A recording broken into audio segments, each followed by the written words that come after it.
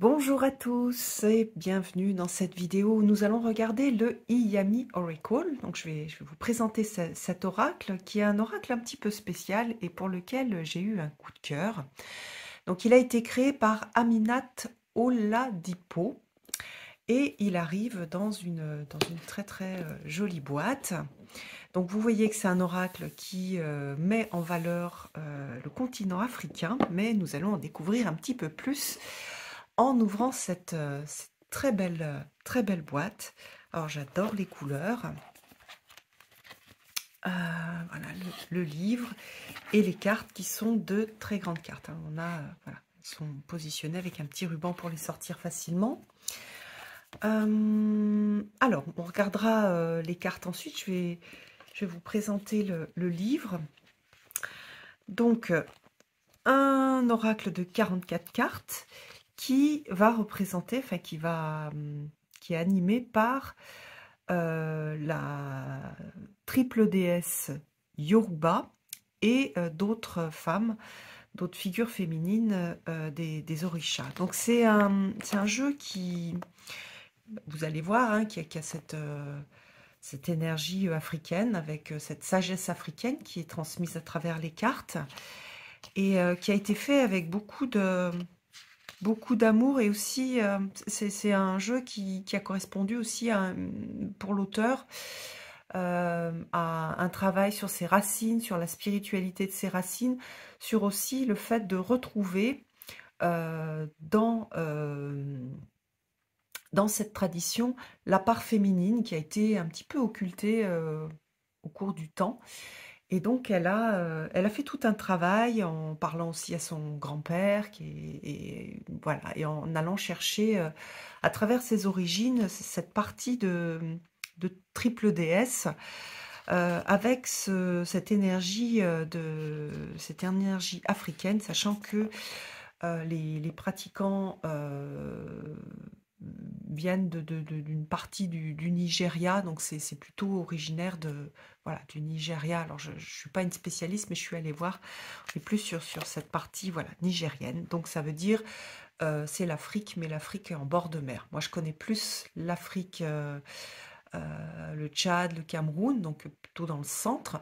Et là c'est une partie avec ce contact aussi avec la mer, et j'ai retrouvé aussi l'esprit justement de la mer. Vous allez voir, il y a des coquillages, c'est très beau. Alors, pourquoi est-ce qu'elle a créé ce projet? Donc, ses ancêtres sont Yoruba, c'est une américaine, hein, et elle est dévouée, enfin, elle pratique la spiritualité Orisha. Donc, cet oracle, il a été réalisé pour illustrer la tradition spirituelle Yoruba, la triple déesse, l'archétype de la triple déesse de la culture Yoruba, et puis aussi pour présenter l'art Yoruba. Donc il y a plusieurs artistes qui ont fait un travail merveilleux sur cet oracle, et donc voilà, nous allons les voir tout à l'heure. Alors, donc, l'histoire et la spiritualité ont été mélangées dans la culture Yoruba. Les ancêtres utilisaient des métaphores et des symboles pour,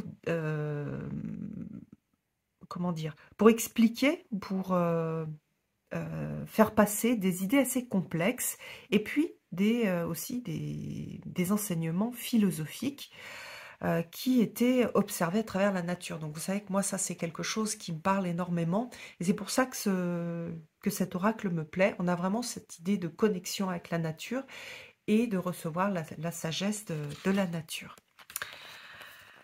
Alors, donc, on a 4 artistes qui ont travaillé sur ce projet, tous des artistes pardon, nigériens. Alors, il y a quelque chose aussi qui m'a beaucoup plu dans sa présentation. Alors, je sais plus où est-ce que c'est, mais il y avait cette idée de quelque chose d'universel, c'est-à-dire que cette sagesse, elle n'est pas faite pour rester auprès des Yoruba, mais c'est des praticiens. l'idée, c'est aussi de partager cette sagesse qui est universelle. Et moi, j'ai aussi cette croyance-là qu'il y a quelque chose d'universel qui est, qui est transmis de façon différente dans des cultures différentes, à des endroits du monde différents, mais qu'il y a quelque chose un petit peu d'universel. Et dans la façon dont c'est transmis, on peut aussi trouver des choses, comment dire, des compléments, des façons de voir aussi, de se connecter au monde qui vont résonner pour nous, alors que bah, moi, je ne suis pas nigérienne et je ne suis pas cette tradition Orisha. Donc vous allez voir qu'on va retrouver certaines choses, dont par exemple le lien avec la triple déesse. On a donc, vous allez voir ici, on a la vieille femme, la mère, la jeune fille, et donc là on a ce côté universel, et on retrouve aussi cette association de couleurs avec le noir, le rouge et le blanc. On a ça d'ailleurs dans pas mal de traditions. Donc je trouve aussi que c'est super intéressant. Alors à chaque fois, pour chaque carte, on a une citation qui n'est pas une citation forcément qui vient d'Afrique. On a, voilà, ici on a Platon. On a un proverbe éthiopien, mais on va aussi avoir voilà, une citation d'Aurelius. On a voilà, des citations de Newton, donc on a un peu des inspirations d'un petit peu partout dans le monde. À chaque fois, on a et c'est ça que j'ai trouvé super intéressant, l'explication de cette, par exemple, de cette vieille femme, qui elle est. Elle est avec sa calebasse sacrée, elle émerge de la matière sombre, de la matière noire, qui signifie donc la terre, la terre au plus profond. Le profond de la terre, c'est ce que je ressens aussi au niveau de l'humus, etc. Donc une ombre, on a une ombre derrière alors du coup, je ne sais pas si vous le verrez, on verra mieux sur la carte, on a un coq noir, ses yeux pénétrants et sombres sont pleins de connaissances et représentent aussi la persévérance. Donc, qu'est-ce qu'elle représente? Donc, celle qui va enseigner, l'enseignante, le fait de prendre soin de soi, le monde matériel, le chakra racine. Donc, vous voyez que là, on a un emprunt aux traditions hindoues, et puis le corps physique. Après, on a le symbolisme, un petit texte, et puis un petit message qui est pas très développé. J'aurais aimé avoir quelque chose un peu plus développé, mais j'ai trouvé que cette partie-là, elle est vraiment très très intéressante et elle permet vraiment de ressentir l'énergie de la carte. Et après, on peut s'aider de ça pour avoir le message, mais on peut aussi avoir le message à partir de cette partie ici. Donc voilà, pour toutes les cartes, on va avoir cette présentation. Voilà, donc ça, ce sont les trois aspects de la déesse, d'ailleurs, qui sont cités ici. Vous voyez, on a Osoronga qu'on retrouve ici. Donc, on a ces trois représentations de déesse que l'on va retrouver de façon unitaire dans le jeu ensuite. Donc là, vous voyez, à chaque fois, on a le nom qui va pas forcément nous parler directement, si on ne connaît pas cette culture, mais on a une sorte de mots-clés. Donc ici, la fondation. Là, on a le guérisseur, le messager. Je trouve les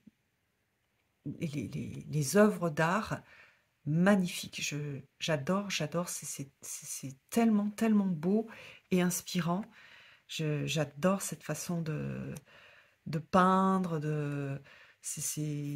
voilà, c'est vraiment, je trouve un jeu et inspirant et on a le côté artistique hein, pour les collectionneurs, il est unique. Et il a justement une voix unique qui est vraiment intéressante en fait. Et bon, moi j'ai beaucoup de jeux, donc j'aime bien avoir aussi des choses qui m'apportent quelque chose de différent. Et celui-ci, bah, il ressemble à aucun autre. J'adore ce côté, vous voyez, il y a je pense qu'il y a un artiste qui travaille plus avec des points, ça fait un peu comme le pointillisme, mais on a l'impression que ce sont des petites perles. Un autre où on a l'impression d'avoir des morceaux d'écorce. Et je suis très très sensible à cet art-là. J'adore par exemple celle-ci, cette carte-là, l'oracle. Je la trouve merveilleuse, celle avec la chouette, avec cet oiseau de pouvoir. C'est vraiment, vraiment très, très, très, très beau. Et puis, je pensais pas qu'il y avait des chouettes effraies en Afrique. Et en fait, si, ça fait partie des animaux qu'on trouve un petit peu de partout. Alors ici, on a la gardienne. C'est super joli. On retrouve les tissus africains, les bijoux, la nature. Oh, regardez ça comme c'est beau. C'est magnifique. C'est superbe. La beauté. La personne qui va aider. Le teacher, le professeur. Regardez comme on a cette étoile dans le fond, on a cette main tendue avec une sorte de quelque chose d'immatériel qui sort de la main. On a la porte, on a vraiment je trouve que on a cet esprit de sagesse qui est très bien représenté ici. C'est pas juste la représentation aussi, c'est un jeu, je trouve, qui a une âme particulière, une personnalité qui transmet beaucoup à travers les images. La mer du son, mystique, le ou la mystique. Vous voyez qu'on a les coquillages, donc on sent ce côté de lien avec la mer. On a le serpent, la grande mer. Qu'est-ce qu'elle est belle! Vous voyez là, les coquillages sont des porcelaines. Ce beau ce voile en coquillage, c'est magnifique. Et ici, on a euh, comment dire, la sirène, la fameuse sirène africaine.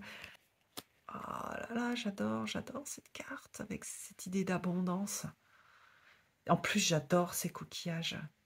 J'adore ces porcelaines. Je trouve que ça fait partie des beautés de la nature. Euh,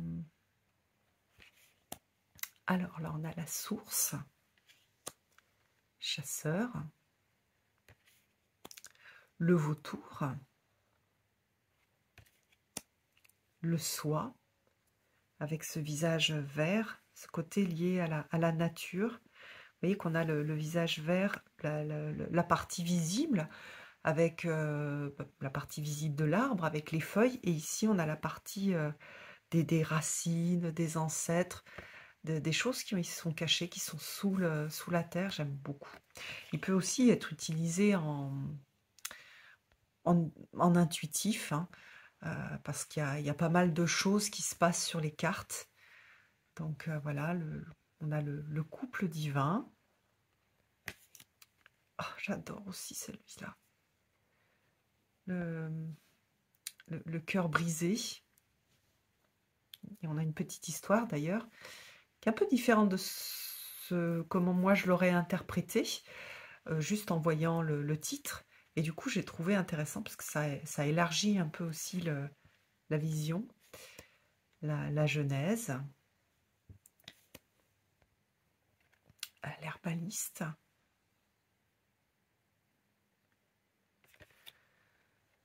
les jumeaux divins, Eureka. Ah, j'adore cette carte aussi. La célébration, la défaite,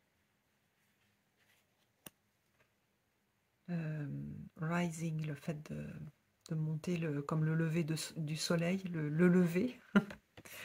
Oh, j'adore la protectrice.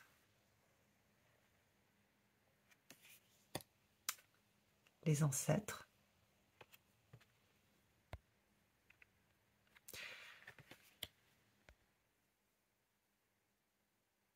l'abondance. On a encore tous ces coquillages. La sage, celle qui apporte la paix. J'aime beaucoup aussi. Le triomphe. C'est un jeu qui est extrêmement, je trouve, lié à la terre, à l'incarnation et au mystère derrière cette incarnation. Je retrouve cet esprit du continent africain et notamment de la partie de ce qu'on appelle l'Afrique noire. Il y a quelque chose là-bas hein, qui fait que on se lie à la nature et quelque chose qui vibre et un peu comme si on se connectait à des racines hyper anciennes de l'humanité. Donc là, on a les trois aspects du féminin. Alors j'aime bien aussi parce que c'est un travail d'une femme sur aussi une vision féminine d'une ancienne tradition, enfin qui est encore pratiquée, mais qui est très vieille. Et donc on a ce regard féminin et cette idée de retourner aux sources et à cette source aussi du féminin. Voilà, donc c'est un jeu qui me touche beaucoup. Et voilà, et puis je le trouve incroyablement beau. Donc voilà, j'espère que ça vous aura plu.